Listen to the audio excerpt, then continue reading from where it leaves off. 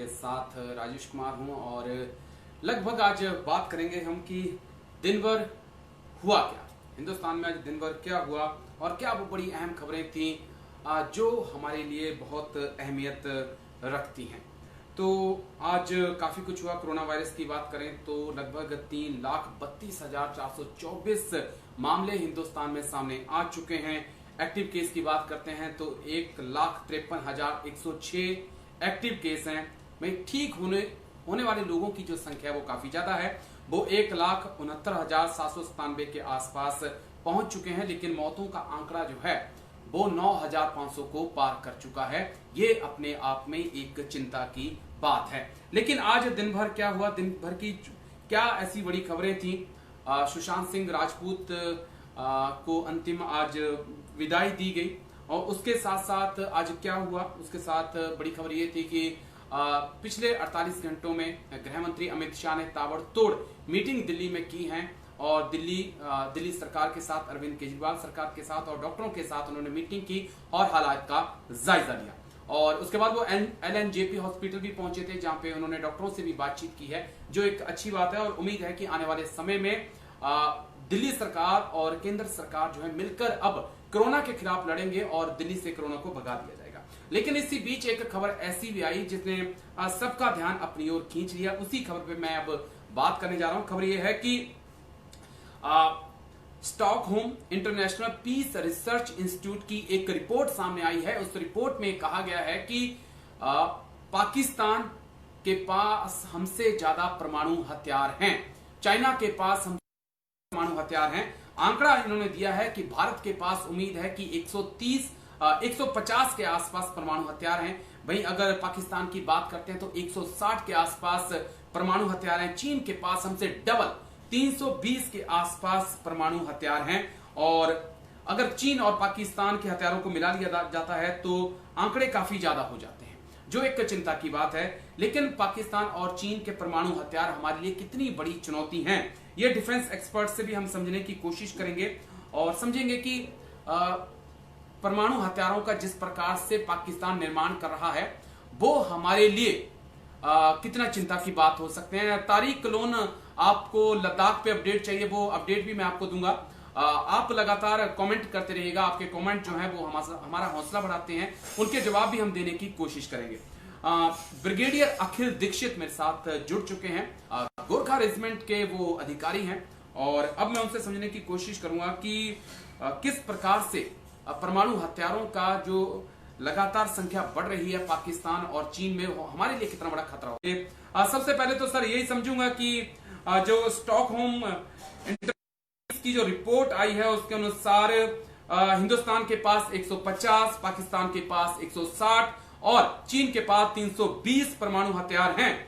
मतलब हमारे डबल से भी ज्यादा परमाणु हथियार हैं और सीमा पर इस वक्त दोनों के साथ तनाव चल रहा है, हम पीछे छूट रहे हैं। किस प्रकार देखते हैं सर? देखिए, मैं ये बताना चाहूंगा कि जो न्यूक्लियर वेपन्स होते हैं दे आर नेवर यूज्ड जी। न्यूक्लियर वेपन जो होता है वो थ्रेट इन बीइंग होता है जी। अगर आप पूरा विश्व की पूरी हिस्ट्री भी देख लीजिए, सिर्फ एक बार इस्तेमाल किया था प्रेसिडेंट ट्रूमन ने, जो यूएस के थे, जब प्राइम मिनिस्टर टोजो वहां के जापान के, जब उन्होंने वो बहुत ज्यादा डिफाइंस में थे, तभी एक बार ही इस्तेमाल हुआ है जी। और जहां तक आप नंबर की बात करते हैं तो ये नंबर कोई माने नहीं रखते हैं। आप अगर न्यूक्लियर वेपन 10 रखें या 10,000 रखें या जितने भी रखें, इंडिया की पॉलिसी रही है हमेशा से, जो इंडियन न्यूक्लियर डॉक्ट्रिन है उसके मुताबिक नो फर्स्ट यूज हम लोग फॉलो करते हैं। लेकिन सर राजनाथ सिंह बोल सकते हैं कि अगर जरूरत पड़ी तो हम पहले भी इस्तेमाल कर सकते हैं, चाइना को जवाब देते हुए बोला था उन्होंने। वो इसलिए किया था क्योंकि पाकिस्तान का ये कहता हमेशा एक धमकी जैसी इस्तेमाल करने लगा था जी। तो उनको ये बताना जरूरी था कि ऐसा न समझें कि नो फर्स्ट यूज का मतलब हमारी कोई जरूरत पड़ेगी तो हम उसका इस्तेमाल कर सकते हैं। अगर आपने ध्यान दिया हो कि जब से वो स्टेटमेंट के बाद से पाकिस्तान इस मामले में ज्यादा बोलता नहीं है जी। दूसरी चीज ये अगर देश इस्तेमाल करेगा जी, तो जी, वो अपने लिए ही बहुत बहुत बर्बादी का वो है। जी, दूसरी चीज, अगर आप हिस्ट्री ज्योग्राफी देखें यहाँ की, इस एरिया की, जी, जी, तो जितनी जो रिवर्स है वो फ्लो करती हैं या तो बे ऑफ बंगाल में और या पाकिस्तान के जरिए जाती हैं अटलांटिक ओशन। बिल्कुल, हेलो। बिल्कुल। तो ये अगर कोई भी न्यूक्लियर वेपन इंडिया के ऊपर अगर कभी भी इस्तेमाल हुआ तो उसका ज्यादा खामियाजा तो पाकिस्तान को ही भुगतना पड़ेगा, उनकी आवाम को भुगतना पड़ेगा। लेकिन सर पाकिस्तान ने तो इसकी तैयारी कर रखी है। वो तो बोलता है कि हमने 1.5 से 2 किलो के परमाणु बम बना रखे हैं ताकि हम उतने इलाके में फोड़े जितने में हिंदुस्तान को सुला सके मौत की नींद। इसको किस प्रकार से देखेंगे?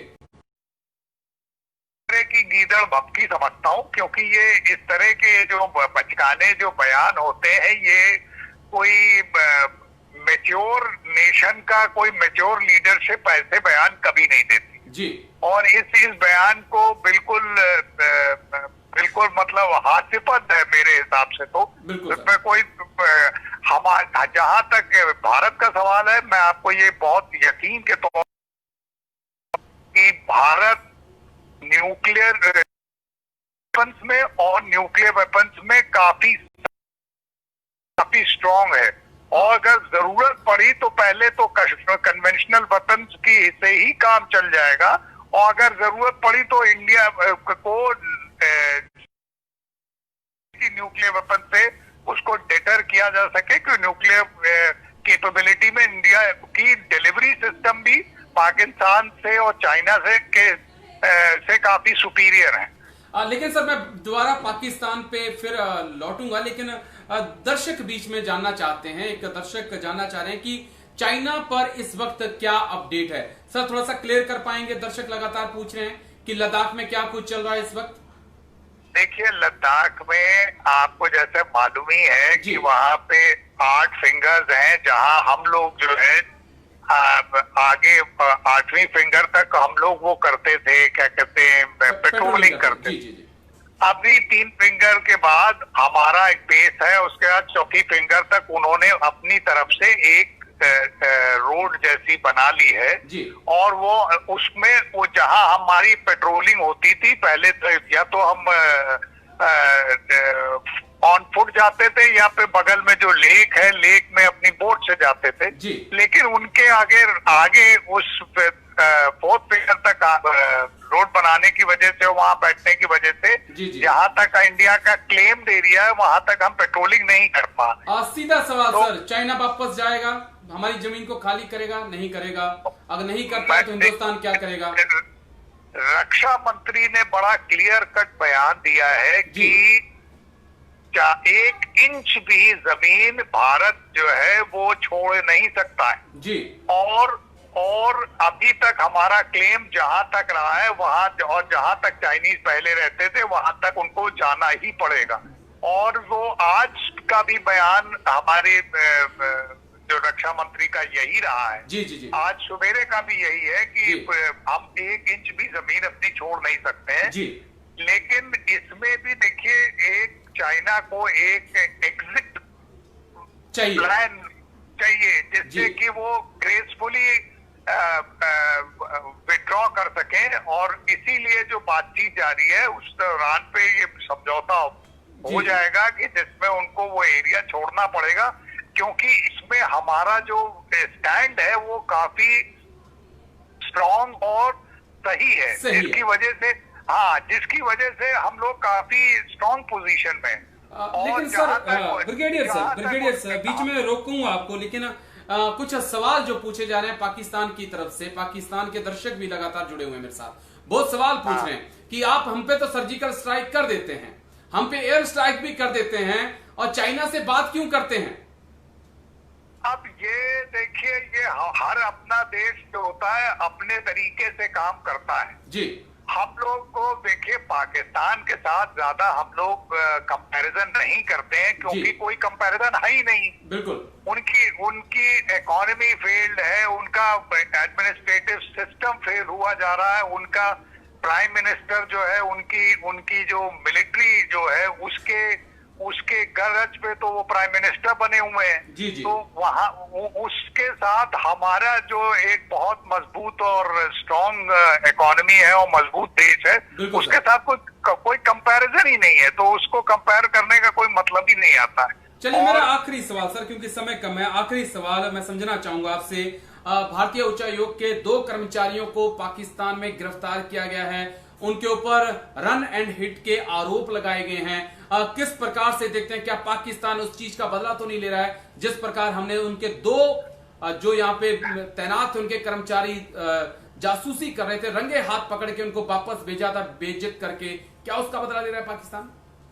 बिल्कुल। आप देखिए, अगर ऐसा है कि हम लोगों ने जिनको रंगे हाथ पकड़ा था डॉक्यूमेंट्स एक्सचेंज करते और विद एविडेंस पे किया, उन्होंने फेक आइडेंटिटी और फेक आधार कार्ड भी दिखाने की कोशिश करी। जी जी। अब ये एक किसी पाकिस्तान के लिए बहुत बड़ा एम्बैरेसमेंट है। जी जी। तो उस एम्बैरेसमेंट को कवर करने के लिए ये बहुत डेस्परेटली कोई ढूंढ रहे थे जी। और ये उसमें से टिट फॉर टैट टैक्टिक्स में ये एक तरह से एक छोटा सा एक प्यादा जो ड्राइवर्स को पकड़ लिया और कोई उनको कुछ एविडेंस नहीं मिली, तो वो कहते हैं कि हिट एंड रन केस है, उसमें आप कुछ भी केस बना दीजिए, लेकिन उसमें उसका स्पाइंग से कोई मतलब नहीं है। अगर वो ऐसा कोई केस था तो इतनी देर उनको सीक्रेटिव 8 घंटे तक सीक्रेट तरीके से रखने की कोई जरूरत नहीं थी। और जहां तक पुरानी हिस्ट्री है, ये लोग हमेशा टॉर्चर करते हैं और मिसबिहेव करते हैं। जी जी। मुझे यही उम्मीद है कि ऐसा न करें और मुझे पता है कि दोनों को रिपैट्रिएट कर देंगे। और आखिरी सवाल, छोटा सा सवाल छोटा सा जवाब ब्रिगेडियर अखिल दीक्षित आपसे चाहूंगा। सवाल ये है, वापस परमाणु बम का ही पूछूंगा। 320 चाइना के पास, 160 पाकिस्तान के पास, आंकड़ा लगभग 500 के आसपास पहुंच जाता है, हम 150 के ऊपर हैं। क्या चिंता करने की जरूरत है? आप कहते हैं तो उनके पास 300, उनके पास 500 है। आप इससे क्यों परेशान है? क्योंकि हम बहुत सक्षम है। आपको क्या पता कितने वेपन्स हैं और क्या डिलीवरी सिस्टम हो, हम क्या कर सकते हैं, क्या कर सकते तो इससे इसको मैं बिल्कुल, ये जो न्यूक्लियर जो थ्रेट्स होती है ये हॉलो है। जी जी। क्योंकि हमारे पास भी काफी अच्छा डिलीवरी सिस्टम और अच्छे न्यूक्लियर वेपन्स हैं। जब चाहे यहाँ तक कि बीजिंग तक को हम थ्रेटन कर सकते हैं, हमारी कैपेबिलिटी है। जी। और उसको अगर जरूरत पड़ेगी, भगवान ना करे कभी जरूरत पड़े, अगर जरूरत पड़ेगी तो हम लोग सक्षम है कि बीजिंग तक भी अपने न्यूक्लियर वेपन को डिलीवर कर सकें। और इस बात को चाइना बहुत अच्छी तरह जानता भी है। चलिए, इसलिए वो वापस जा रहा है। चलिए, बहुत बहुत धन्यवाद सर, ब्रिगेडियर अखिल दीक्षित, आपका हमारे साथ जुड़ने के लिए, अपनी बात रखने के लिए। तो बिल्कुल भारत के पास न्यूक्लियर वेपन को डिलीवर करने का जो सिस्टम है वो बहुत अच्छा है। हम तीनों जगहों से न्यूक्लियर वेपन फायर कर सकते हैं, ये हमारी एक बड़ी अच्छी बात है। हम जमीन से भी न्यूक्लियर वेपन फायर कर सकते हैं, हम आसमान से न्यूक्लियर वेपन को फायर कर सकते हैं, हम पनडुब्बी के अंदर से यानी समुद्र के अंदर से भी पनडुब्बी से परमाणु बम जो हैं उनको छोड़ सकते हैं। ये क्षमता जो है हमारे पास है, अभी तक पाकिस्तान के पास ऐसी चीजें नहीं है, तो इसलिए कहीं ना कहीं हमारा दावा पाकिस्तान से कहीं ज्यादा मजबूत है, यही ब्रिगेडियर अखिल दीक्षित का कहना था। लेकिन अब आज और क्या बड़ी खबर है वो मैं आपको बता देता हूं, और उस पर बात करना बेहद जरूरी है। मध्य प्रदेश के राज्यपाल लालजी टंडन इस वक्त आईसीयू में भर्ती हैं और उनका इलाज चल रहा है और उम्मीद है कि वो ठीक हो जाएंगे। उन डॉक्टरों की तरफ से कहा गया है कि उनकी हालत स्थिर है, ठीक है, और हम सभी उनकी उम्मीद करते हैं कि वो जल्दी से ठीक हो जाएंगे। वहीं एक खबर और ये है कि कल पीएम मोदी की देश के मुख्यमंत्रियों के साथ मुलाकात होने वाली है। जिस हिसाब से कोरोना विस्फोट हुआ है, लगातार कोरोना के मामले बढ़ रहे हैं, उस हिसाब से मुलाकात काफी मायने रखती है। अब कल मुख्यमंत्री किस प्रकार की प्रतिक्रिया पीएम को देते हैं, उसके बाद कल और परसों 2 दिन पीएम मोदी जो है लगातार अलग अलग राज्यों के मुख्यमंत्रियों से मिलेंगे, बातचीत करेंगे। उसके बाद जो है आगे किस प्रकार से कोरोना को हैंडल करना है, किस प्रकार से कोरोना को खत्म करने की नीतियां बनानी है, उस पर विचार किया जाएगा। तो ये एक 3-4 ऐसी खबरें थी जिसपे बात करना बेहद जरूरी था। दर्शकों के लगातार कमेंट आ रहे हैं, मैं देता चलूं। आप लद्दाख के बारे में पूछ रहे हैं तो मैं लद्दाख के बारे में आपको इतना बता देना चाहता हूं कि फिंगर 4 के आसपास जो विवाद बना हुआ है, फिंगर 11, फिंगर 17, हॉट स्प्रिंग, ये वो एरिया है जहां पे विवाद बना हुआ है। 4 जगह बची हैं। गालवान घाटी से चाइना वो वापस हो चुके हैं, लेकिन 3 से 4 जगह फिंगर 11, फिंगर 17 और हॉट स्प्रिंग, यहां पे अभी भी वो डटे हुए हैं और इनको वापस वहां पे डटी हुई है।